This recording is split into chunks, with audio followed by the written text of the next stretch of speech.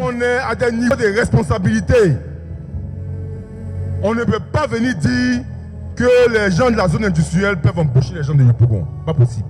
Pour que le taux de chômage baisse ici à Yopougon, c'est la lutte contre la corruption. On ne peut pas être dans un pays et puis tout le monde rêve de travailler aux impôts. Tout le monde rêve de travailler à la douane. Tout le monde rêve de travailler au trésor. Parce que on rêve de quelque chose par rapport à ce qu'on voit.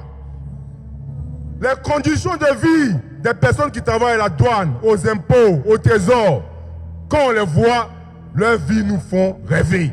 C'est pourquoi tout le monde veut aller travailler là-bas. Mais combien de personnes peuvent travailler là-bas? La seule manière de permettre aux Ivoiriens de pouvoir avoir du travail, c'est de faire en sorte que l'État de Côte d'Ivoire booste les entrepreneurs. Ne font pas rêver. Quand on les regarde, ils font pitié. Ils déposent sa facture, on ne les paye pas. Moi, je pense que moi j'ai rêvé de quelqu'un qui marche toujours à la tablette, c'est tout est déchiré sur lui. Et puis tu vas me dire non, il faut être entrepreneur. Mais il ne me fait pas rêver, il y a l'entrepreneur là. Parce qu'on ne le paye pas. Et qui ne le paye pas? C'est les gens qui sont au trésor, qui sont aux impôts, c'est eux. Il faut espérer de ne pas payer les gens pour que quand ta facture n'est pas payée, tu vas prendre ton téléphone pour les appeler. Allô, ma facture là, c'est à quel niveau? Il dit, ah, c'est bloqué ici, hein. Si tu veux qu'on débloque, il faut donner au moins 30%, même 20%. Si tu ne donnes pas, on ne te paye pas. Mais c'est normal qu'à la fin, c'est eux qui soient à l'aise. Mais quand ils vont au travail là, leur voiture, c'est les vieilles Mercedes là. Et puis ils portent les grosses vestes. Et puis ils arrivent au travail. Ils font pitié comme s'ils sont pauvres. Mais quand ils arrivent chez eux à la maison là, ils ont les voitures de 200 millions, 100 millions. Ils vivent dans les gros châteaux, des milliards.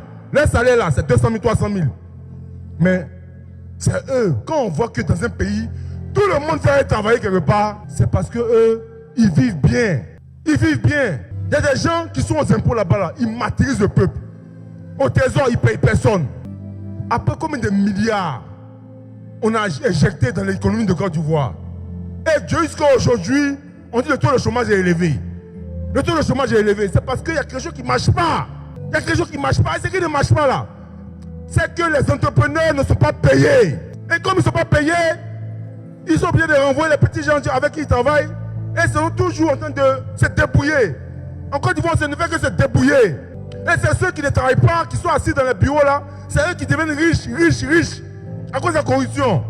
Et aucune mesure politique forte n'est prise. Aujourd'hui, la Chine est devenue la première puissance mondiale parce que le président a pris des décisions politiques et il a mis en prison tous les corrompus. Plus de 5000 personnes les a mis en prison. Chers parents, le combat dans lequel on était engagé là, c'est le changement d'une Côte d'Ivoire nouvelle. Et ça va commencer à partir de Yopougon. Ça va commencer à partir de Yopougon. Et c'est nous qui sommes capables de faire en sorte que les choses changent. Et elles changeront. Parce que nous avons Dieu avec nous.